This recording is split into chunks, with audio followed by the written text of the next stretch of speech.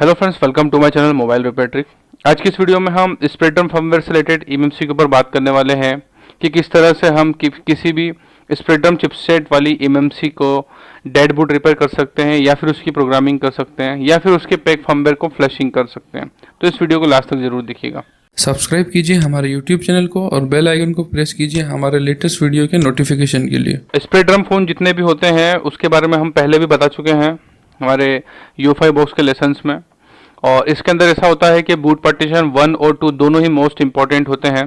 तो इस वजह से अगर आपकी किसी भी ईएमसी में स्प्रेडरम चिपसेट से रिलेटेड किसी भी ईएमसी का डेड बूट होता है, मतलब उसके बूटिंग पार्टीशन करप्ट होते हैं, तो उसके अंदर बूट 1 और बूट 2 मतलब EasyJet के अंदर रोम 2 और रोम 3 डालना सबसे ज़्यादा इंपॉर्टेंट होता है। बिना इसके आप उस ईएमसी को बूट नहीं करा सकते हैं। रोम 1 मतलब जो कि हमारा यूजर एरिया होता है उसे आप फर्मवेयर के थ्रू फ्लैश कर सकते हैं, लेकिन हमारा जो बूटिंग पार्टीशन 1 और 2 मतलब रोम 2 और रोम 3 होता है, जब तक उसके अंदर डंप फाइल नहीं डालेंगे तब तक वो हैंडसेट ऑन नहीं हो सकता है। तो फ्रेंड्स, हमने EasyJet प्लस बॉक्स के अंदर हमने ट्रेनिंग पर्पस के लिए इस माइक्रोमैक्स Q4002 की ईएमसी को पूरी तरह से ब्लैंक कर दिया है ताकि हम उसको स्टार्टअप से आपको प्रोग्राम करके बता सकें। आप देख सकते हैं इस ईएमसी में कोई पार्टीशन टेबल नहीं है, ना ही कोई फर्मवेयर वर्जन है। इसका पार्टीशन कॉन्फ़िगरेशन और बाकी इन्फॉर्मेशन भी पूरी तरह से रीसेट हो चुकी है और ये ईएमसी कंप्लीटली ब्लैंक है। अब देखिए हम इसकी स्टार्टिंग से इसकी प्रोग्रामिंग करेंगे।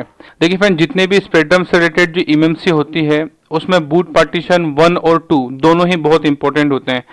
जो हमारे MT के हैंडसेट होते हैं उसके अंदर बूट पार्टीशन 1 सबसे ज़्यादा इंपॉर्टेंट होता है। अगर आप उसमें बूट पार्टीशन 2 नहीं भी डालते हैं लेकिन बूट पार्टीशन 1 डालते हैं तो MT के हैंडसेट 101% बूट हो जाते हैं। लेकिन जो हमारा स्प्रेडरम प्रोसेसर से रिलेटेड ईएमसी होती हैं उसके अंदर आपको बूट 1 और बूट 2 दोनों ही डालना बहुत ही इंपॉर्टेंट होता है। इन दोनों पार्टीशंस के बिना स्प्रेडरम के हैंडसेट बूट नहीं होते हैं। तो जब भी अगर आपके पास कोई ऐसा ईएमसी आता है जो स्प्रेडरम चिपसेट से रिलेटेड है और अगर उसका बूट करप्ट है तो आपको बूट 1 बूट 2 ये सबसे ज़्यादा ज़रूरी है। अगर आपके पास बूट 1 बूट 2 नहीं है तो आप उस ईएमसी का डेड बूट रिपेयर नहीं कर सकते। तो देखिए फ्रेंड्स, हमने जो माइक्रोमैक्स Q4002 की ईएमसी निकाली है वो एक वर्किंग फ़ोन से निकाली है और सबसे पहले हमने उसका 128 MB का डंप का बैकअप लिया और उसे ब्लैंक किया ट्रेनिंग पर्पस के लिए।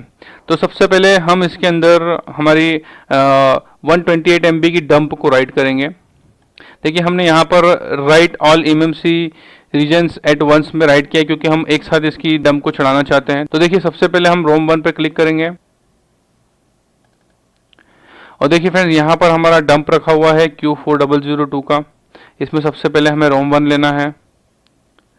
देखिए बाकी सारे फाइल ऑटोमेटिकली सिलेक्ट हो चुकी हैं। यहाँ पर EXD CSD भी सिलेक्ट हो गया है। अगर आपकी ऑटोमेटिक सिलेक्ट नहीं होते हैं तो आप बाय डिफ़ॉल्ट यहाँ से भी क्लिक करके कर सकते हैं। तो देखिए हमारे यहाँ पर डंप सिलेक्ट हो चुकी है, रोम 1, रोम 2, रोम 3 और EXD CSD। अब जस्ट हमें राइट बटन पर क्लिक करना है, राइट ऑल रोम्स। देखिए राइट ऑल रोम्स बटन पे क्लिक करते ही यहाँ पे डंप फाइल राइट होना स्टार्ट हो गई है।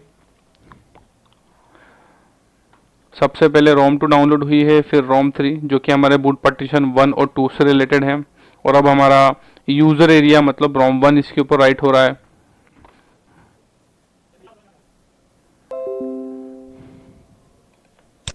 देखिए फ्रेंड्स, यहाँ पर हमारे रोम 1, रोम 2, रोम 3 ये राइट हो चुके हैं। अब हम इस ईएमसी को आइडेंटिफाई करेंगे।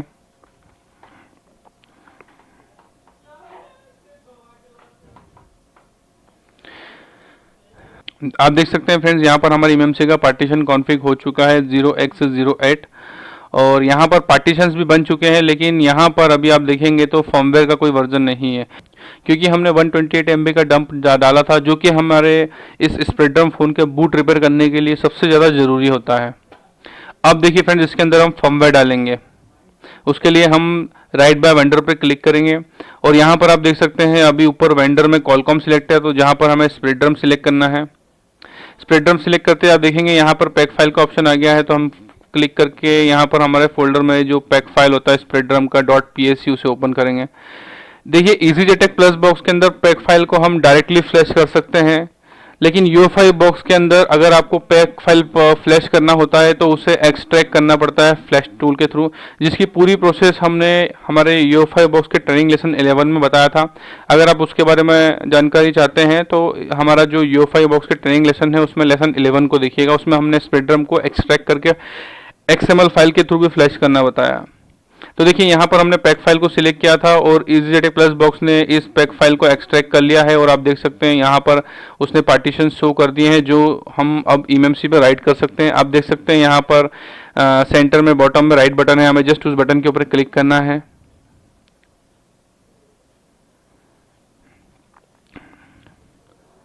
देखिए यहाँ पर हमारे जो स्पेक्ट्रम फ़ोन के eMMC है उसकी माइक्रोमैक्स Q4002 की फर्मवेयर राइट होना स्टार्ट हो चुकी है।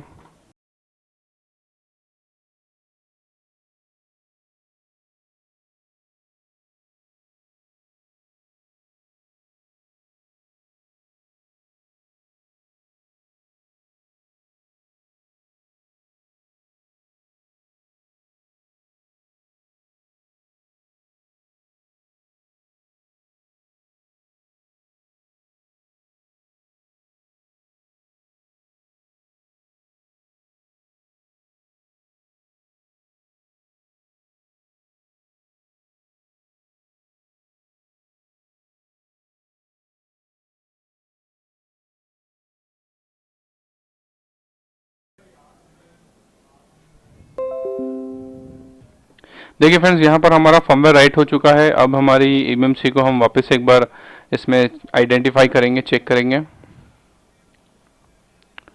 ये देखिए फ्रेंड्स, आप देख सकते हैं यहाँ पर हमारे इस फ़ोन के अंदर इसका ऑपरेटिंग सिस्टम भी आ चुका है और यहाँ पर इसका हमने जो पार्टीशंस जो है वो भी इसके देखिए आप यहाँ पर आ चुका है। तो ये eMMC अब पूरी तरह से प्रोग्राम हो चुकी है।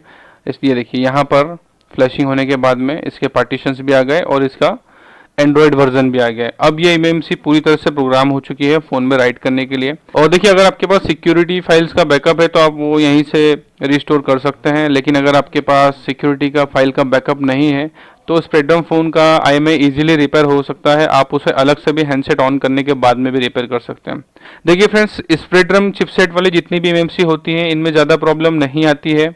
इनमें ईजिली हम डेड बूट रिपेयर कर सकते हैं, लेकिन उसके लिए हमें बूट 1 बूट 2 इन दोनों डम फाइल में इन दोनों फाइल की रिक्वायरमेंट होती है। और रोम 1 जो कि हमारा यूज़र पार्टीशन होता है उसके लिए आप फर्मवेयर को राइट कर सकते हैं, तो हमारा रोम 1 जो हमारा यूज़र एरिया है वो उससे रिकवर हो जाता है। तो इसमें स्पेक्ट्रम हैंडसेट में सबसे ज़्यादा बस यही ध्यान रखना है कि रोम 3 और रोम 2 इसके डेड बूट के रिपेयरिंग के लिए सबसे ज़्यादा ज़रूरी होती है। इसके बिना हम इसका डेड बूट रिपेयर नहीं कर सकते। और रोम 1 के लिए हम फर्मवेयर राइट करके उस फर्मवेयर मतलब रोम 2 वाले पोर्शन की रिकवरी कर सकते हैं। तो इस तरह से हम रोम 1, रोम 2, रोम 3 के थ्रू मतलब इन तीनों ही के अंदर फाइल राइट करके इजीली स्पेक्ट्रम वाले हैंडसेट के डेड बूट की रिपेयरिंग कर सकते हैं। और अगर आपके पास इसके IMEI की सिक्योरिटी फाइलें नहीं है, IMEI आपका करप्ट हो गया है, तो वो इजीली आप अलग से उसे रिपेयर कर सकते हैं।